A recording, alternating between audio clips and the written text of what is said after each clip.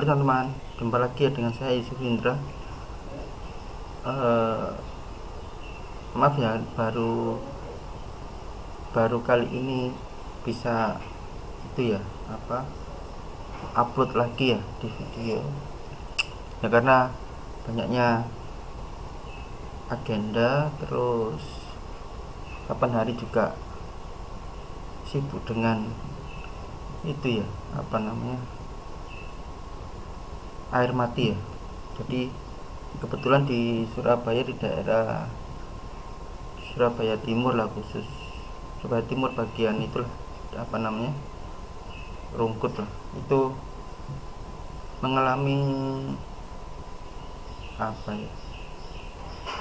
pemadaman, maksudnya pemadaman air itu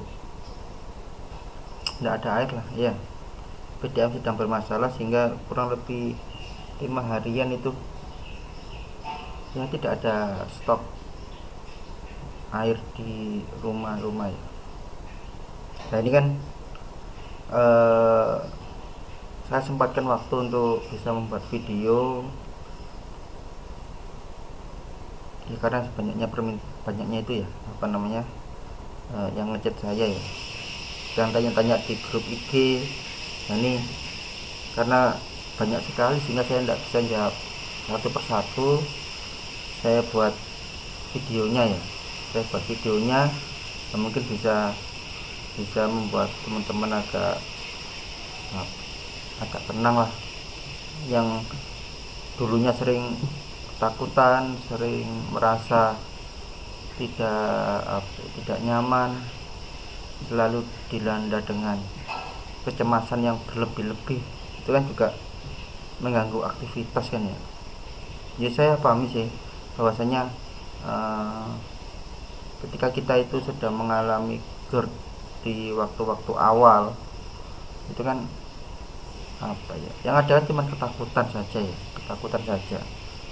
Nah, kita merasakan sesuatu yang beraneka ragam rasa sakitnya kan, mulai dari kepala, telinga, mata, mulut, leher ya, dada, perut, mungkin ada bagian kemaluan juga, kaki ya.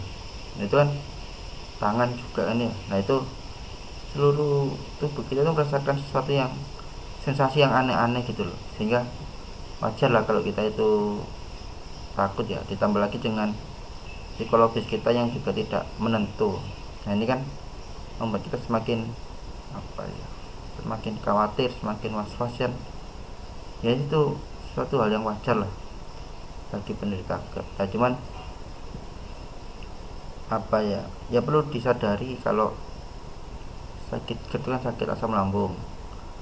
Kalau kita menjaga asam lambung kita supaya tidak terlalu tinggi terus lah, itu kan nanti bisa mengurangi sensasi, bisa mempercepat penyembuhan juga lah. Dengan cara dengan cara dijaga asupan makannya. Terus salah satu faktor paling penting juga pikirannya ya. Kalau pikiran kita stres, kita banyak ketakutan kan juga salah satu bentuk stres ini. Nah ini juga bisa memicu asam lambung yang sangat berlebih. Nah itu ya. Terus pola hidup kita juga harus kita jaga. Kalau kita biasanya makannya jam malam-malam, nah ini mulai sekarang dibiasakan jangan malam ya, makan terakhir itu ya. Kalau bisa maksimal jam 7 lah, sehingga bisa tidur jam 9, jam 10-an. Nah itu seperti itu. Terus jumlah yang dikonsumsi juga kalau bisa sih jangan banyak-banyak, yang biasanya porsi kuli besar ya, 3 sampai 4 entong itu masuk lah. Mulai sekarang maksimal lah 1 entong nih. Jangan banyak-banyak maksudnya. Lebih baik makan itu sedikit tapi sering daripada sekali langsung banyak. Itu kasihan di lambungnya ya. Itu memicu untuk menguranginya itu perlu asam lambung yang sangat tinggi soalnya, sehingga mending porsinya itu sedikit Tapi karena nanti kalau kita lapar lagi ya kita makan lagi gitu kan,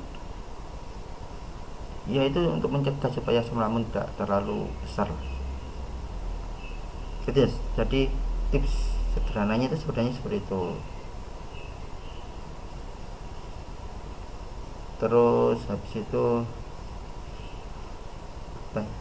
pertanyaan yang muncul beberapa mulai 2 minggu yang lalu nggak saya kan belum sempat buat video ya. Nah ini langsung saya rangkai saja. Jadi ada yang mengeluhkan itu kan apa sakit di persendian. Nah sudah saya jawab ya, bahwasanya sakit di persendian mulai dari lutut ya, lutut terus jari-jari ini kan banyak sekali yang bertanya ya, jari-jari saya kok sakit ya, tidak bisa dibuat genggam kok, sangat sulit dan lain sebagainya. Nah itu memang penderita asam lambung itu biasanya mengalami hal itu. Saya kurang tahu kenapa, cuman coba aja dites itunya apa asam uratnya. Kemungkinan sih juga asam lambung bisa mempengaruhi apa ya, asam urat juga. Cuman tidak tahu ya, coba dicek aja ke laboratorium, cek asam lambung, cek apa namanya asam urat ya. Kalau saya biasanya di puskesmas ya, di puskesmas kan ada yang sudah lengkap itunya apa alat ceknya, walaupun tidak selengkap di laboratorium besar ya, cuman kalau cuman cek asam urat, terus gula darah, terus kolesterol, terus kreatin, itu kan cukup lah ke puskesmas dilihat dilihat apa namanya tingkatnya seberapa, berapa sih kandungannya kan. Nah itu daripada kita pakai alat yang kecil-kecil itu ya, mending mending pakai apa, datang ke puskesmas, soalnya dia lebih lebih apa, lebih valid lah laboratoriumnya daripada kita tes sendiri di rumah yang pakai alat yang kecil itu. Nah itu sih ya, soalnya kan yang diambil kan itu di bukan bukan di arteri kan yang diambil, tapi langsung di venanya. Nah pembuluh vena itu lebih akurat daripada di arteri. Iya, jadi coba aja di mana apa dicek ya asam uratnya ya, sama kolesterolnya sekalian lah, asam urat, kolesterol, gula darah. Nah nanti kalau emang normal ya, biasanya saya sih itu saya kasih apa kalsium sama itu apa, minyak ikan ya, minyak ikan saya minum gitu aja sih untuk suplemen. Siapa tahu kalsiumnya saya kurang, terus punya permasalahan di apa, minyak juga mungkin ya. Jadi saya selalu sedia itu sih untuk jaga-jaga aja. Kalau kalsium kan saya rasa saya juga itu kurang apa ya, kurang banyak mengkonsumsi sayuran yang mengandung kalsium tinggi, sehingga untuk apa ya untuk mencegah kekurangan kalsium lah, saya minum kalsium ya 1 minggu paling 2-3 kali minum gitu aja untuk jaga-jaga kan.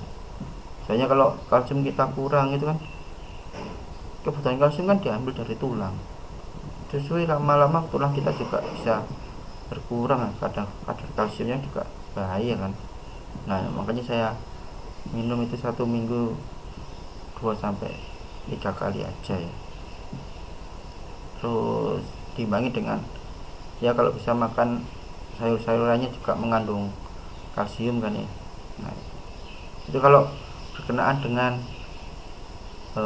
nyeri di itu ya persendian ya, jadi saya sarankan untuk dicek dulu asam urat, gula darah, kolesterol itu. Terus yang kedua ya minum itulah kalsium sama minyak ikan. Terus apalagi iya, ada yang juga yang bilang sendi saya sakit itu sakit banget lah. Kalau sakit itu ya saya juga mengalaminya, istri saya juga mengalaminya. Nah sehingga apa ya, ya wajar itu memang gitu ya, asam lambung itu. Cuman pada waktu itu dicek normal, tapi lama-lama juga hilang sendiri masalahnya. Jadi seperti itu ya.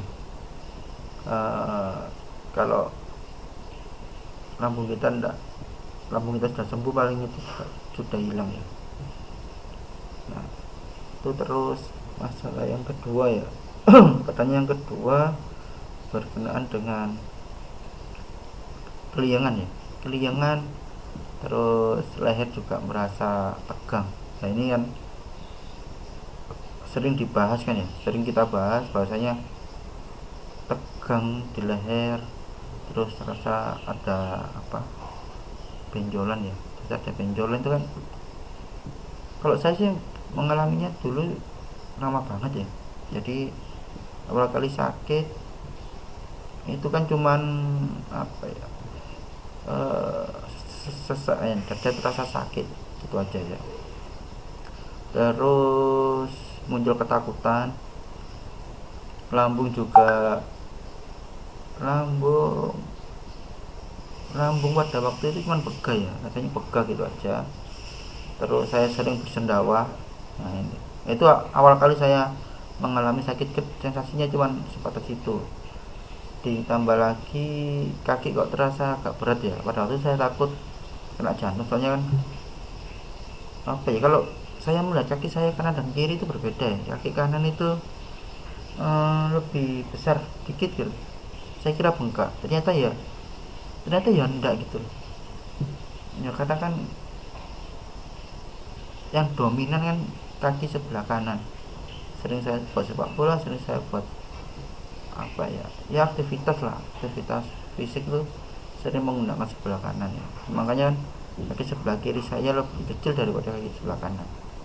Kecil itu maksudnya ukuran size-nya ya. Jadi ya paling selisihnya berapa berapa mili lah, itu enggak ekstrim gitu, enggak. Dia pada waktu itu sama, besarnya juga sih, besarnya juga beda, ototnya kan juga beda, masanya sudah beda. Nah ini kan ya karena itu yang kanan sering sering digunakan, sering dilatih, yang kiri lah enggak, yang kiri biasa saja, enggak pernah digunakan sesering yang kanan untuk kegiatan-kegiatan bermain, kegiatan apa ya, olahraga itu seperti itu. Kekuatannya kan juga berbeda, kekuatan sebelah kiri sama kanan kan berbeda, lebih kuat yang sebelah kanan. Jadi ketakutan saya pada waktu saya awal kali itu kan gitu ya, takut jantungnya bermasalah. Terus yang terus berlanjut itu ya leher ya, jadi sudah agak enakan, leher terasa tegang. Nah saat tegang saya mendengar sesuatu yang negatif ya, temennya mertua itu sakit kelenjar getah bening lah, sakit apalah gitu. Itu sudah takut, saya langsung membandingkan, jangan-jangan saya sakit ini, jangan-jangan saya sakit ini. Nah itu kan salah satu apa ya, salah satu ciri khas orang sakit kan gitu, membandingkan diri sendiri dengan orang lain mengenai sakitnya. Jadi sakit orang lain itu coba apa ya, kita samakan dengan sakit kita. Nah, dan sembuhnya itu kalau nggak salah 6 bulanan kalau nggak salah.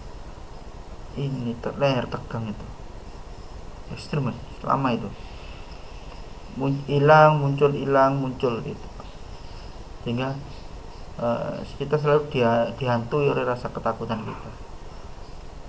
Jadi masalahnya sih ya, kita tuh sebenarnya takut lah. Nah dengan ini kan sudah jelaskan ya bahwasanya leher tegang itu adalah salah satu sensasi. Nah cuman sensasinya kenapa, yang pasti itu kelenjar getah beningnya sedang bekerja ya, kelenjarnya bekerja, mungkin gara-gara ada apa namanya, ada bakteri ya, bakteri lolos, tidak bisa dimusnahkan di lambung, tidak bisa dimakan di lambung. Nah, kelenjarnya bekerja. Terus dada terasa sakit, itu juga pertanyaan juga kan ya, ada yang bertanya seperti itu, dada saya sakit di tengah, di sebelah sini, terus dada saya kok sakit banget ya, kok di atasnya perut kok sakit ya, lama gitu 1 minggu gak hilang-hilang. Coba aja di ronsen nanti kan juga sama, limfomanya membesar. Limfoma itu kan apa ya, daerah kelenjar getah bening. Oh, ini limfomanya sedang mengalami pembesaran, pasti ada bakteri yang tidak bisa dibunuh di lambung sehingga terperang, sehingga kelenjarnya bekerja untuk untuk melemahkan bakterinya, begitu ya. Terus di dada sini tengah sakit, terus ini ketiak, nah di ketiak juga sakit. Nah itu kan ada yang banyak yang bertanya gitu juga, di ketiak saya sakit gitu. Iya ya, ya gitu memang. Sakit asam lambung itu sensasinya banyak ya, sehingga jangan khawatir lah. Dulu saya ketiak saya juga sakit, tegang ya rasanya, takut ada benjolan, sehingga kalau mandi itu diraba-raba terus itu sih. Jadi seluruh pernyataan teman mengenai dari keliengan, terus apa namanya, leher tegang, terus sakit di ketiak ya, daerah ketiak, terus di dada, terus apa lagi ya, oh ya, di telinga kok apa nggak bisa mendengar ya. Nah itu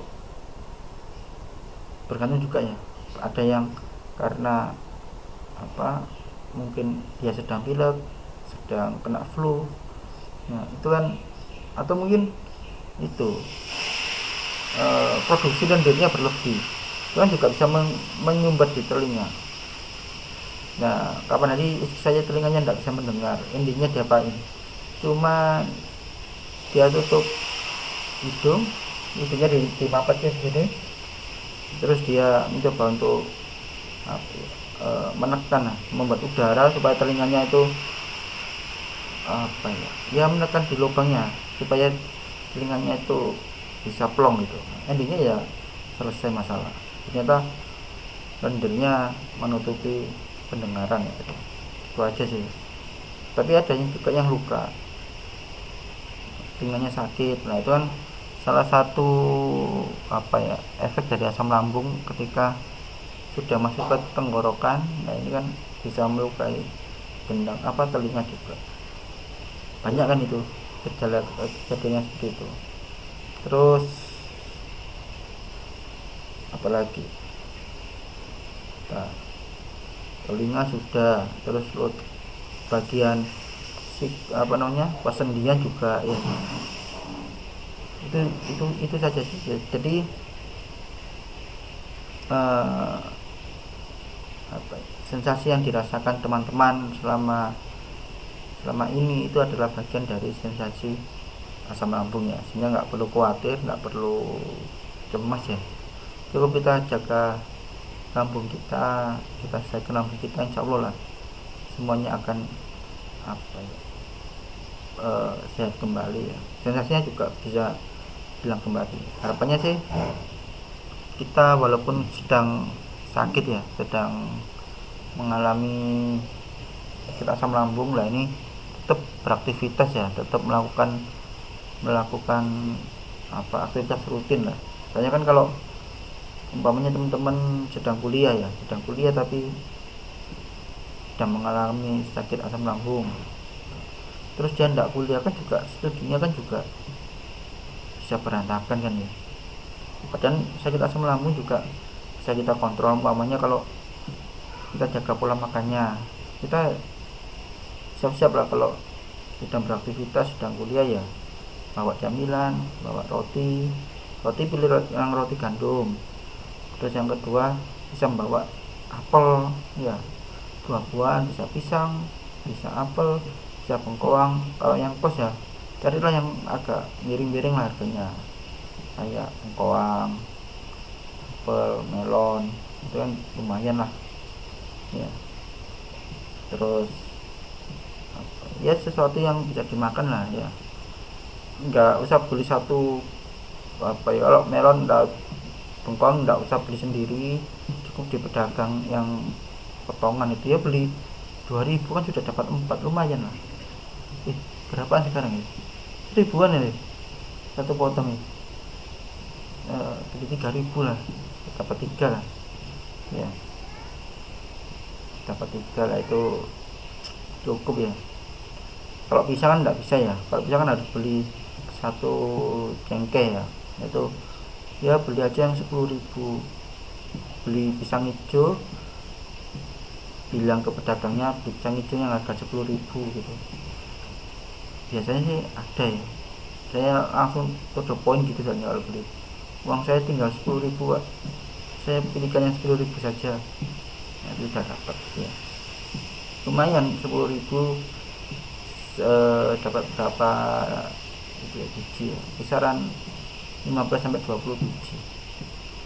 Yes, cukup lah, lumayan lah untuk 3 hari paling masih bisa gitu. Itu aja sih ya. Jadi bawa camilan ya, bawa camilan untuk kita ketika lapar kita isi lah. Kan idealnya kan makan 3 kali, terus di tengah-tengah itu kita konsumsi buah-buahan dan sebagainya kan 2 sampai 3 kali untuk mengganjal perut kita ya. Nah, dengan cara seperti itulah kita tidak akan mungkin itu ya mengalami kosongan perut ya. Kalau perut sedang asam lambung tinggi kan ya bisa itu kan, bisa membuat perut kita pegal, sensasinya keluar lagi dan lain sebagainya. Nah, kita meminimalisir dengan cara ngemil ya, ngemil yang sehat itu seperti itu ya. Ya mungkin itu aja ya. Terus saya cuman kalau asam lambung tinggi ya saya kasih antasida, bisa cair bisa tablet, tapi saya lebih suka tablet ya, lebih ya apa ya, lebih jenis lah ya. Tablet kan tinggal dikupas, dikerumus, sudah. Tapi kalau cair kan dituangkan dulu. Nah, sendoknya ini yang ya apa ya, yang tingkat higienisnya saya lebih suka yang tablet, soalnya dia masih tertutup, sekali buka sisanya kan masih. Ya demikian ya video kali ini, semoga apa teman-teman juga bisa itu ya, bisa mengambil pembelajaran lah, mengambil hikmah, dan juga apa ya, tidak terlalu ketakutan yang sangat berlebih ke depannya ya, sehingga kita bisa meminimalisir produksi asam lambung di dalam lambung kita. Dan mungkin itu saja, selebihnya mohon maaf. Assalamualaikum warahmatullahi wabarakatuh.